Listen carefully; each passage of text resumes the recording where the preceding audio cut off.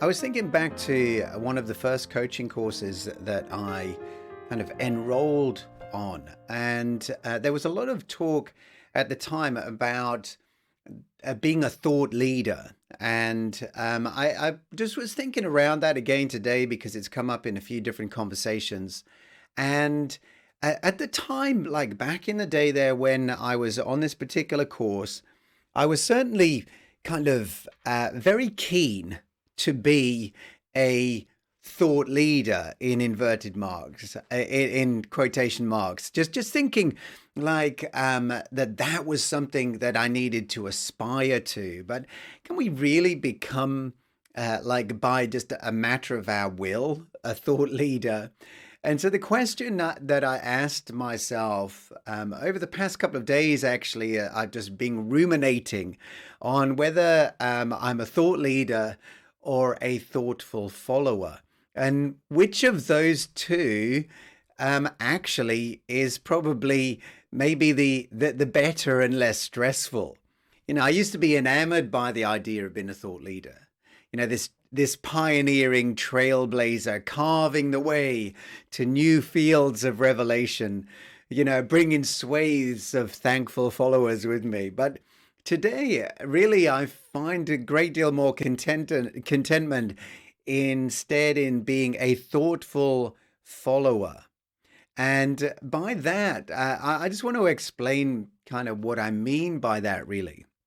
Most of the words I was thinking about, I do a daily podcast. I write a daily blog. I write numerous different books and engage with several different communities. And to the best of my ability, try and bring value to those communities.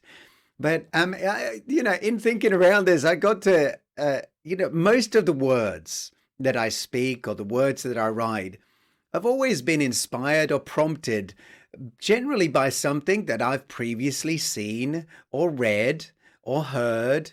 That they are observations on something that I've witnessed.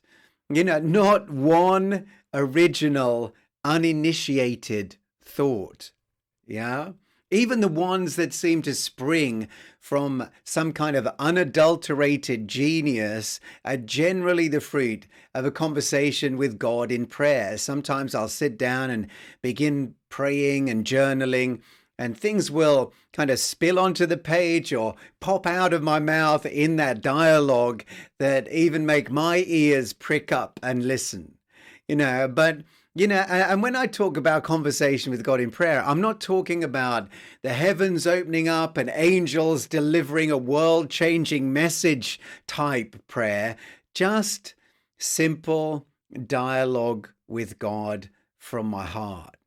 Where I give myself the rare privilege of shutting myself up for 5 minutes to let someone far more intelligent than me do the talking. And the purpose of sharing this with you today is more to slap an objection to the ground that many would-be creative entrepreneurs pull out of their why not or why I can't bag. Originality is an issue for some people, or rather unoriginality. That sometimes we'll come into the marketplace and we'll think, well, are all the best ideas not already taken? And the simple answer is a resounding yes and a very certain no. Even in the 9th century BC, we find Solomon pointing out this high-tech 21st century truth. That which has been is what will be. That which is done is what will be done. And there is nothing new under the sun. Ecclesiastes 1, verse 9. The reality is really humanity's wrestling with the same fundamental problems that they always have. Seeking security, seeking significance, and looking for a sense of purpose on the planet. The means of answering those questions may have evolved and morphed over the centuries, but the itch that they scratch has never changed. As men and women of faith in the marketplace, we're not looking for new or never before seen problems to solve. We're simply coming with new eyes informed by our history, experience, and learning to offer our own unique take on the answers we believe will help fellow travelers. That's where the uniqueness comes into play. You are the magic ingredient that turns a plain old information pie into a deliciously original meal. Thoughtfully follow the desires that God has placed in your heart. Let your history inform your present. What are the threads that weave through the fabric of your journey so far? What are the things that others come to you for advice and help on? What are those incessant promptings to move in a particular direction telling you? I've said this many times, but mine is an almost obsessive fascination with words. Not in a scholarly way, but in a very common, very ordinary, I love to dig into a subject and scratch below the surface way. A curious way that doesn't want to just accept what's already been said about a subject, but find out what my heart says about it. The fact that there will only ever be one of you in all of history and eternity takes care of this originality problem. You do not need to get caught up in trying desperately to be original, because you are one. You are one of a kind.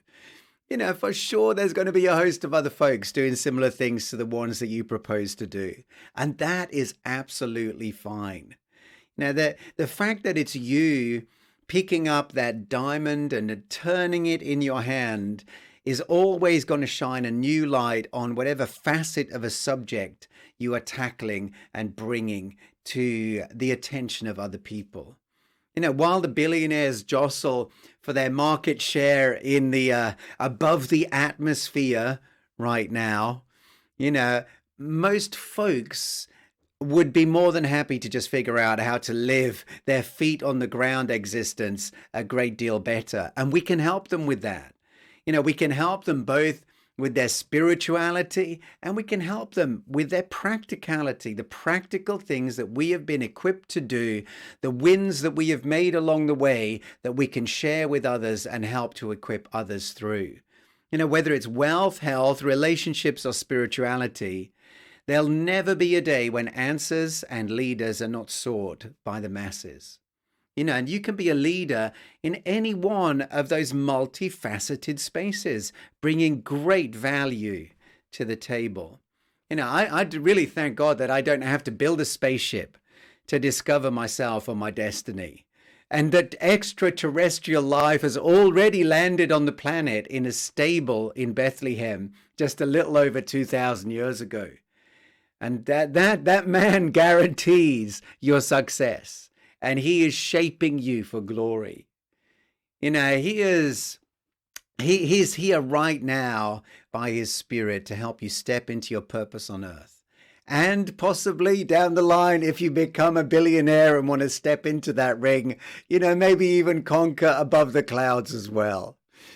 But let's allow faith, not FOMO, not the fear of missing out, to guide our step. And even if your ideas seem very ordinary and unoriginal, and even if your intellectual merchandise seems somewhat unremarkable compared to the other stallholders in Vanity Fair, do not fear. Keep carving your way to your core, and you'll discover that you are indeed a one-of-a-kind original.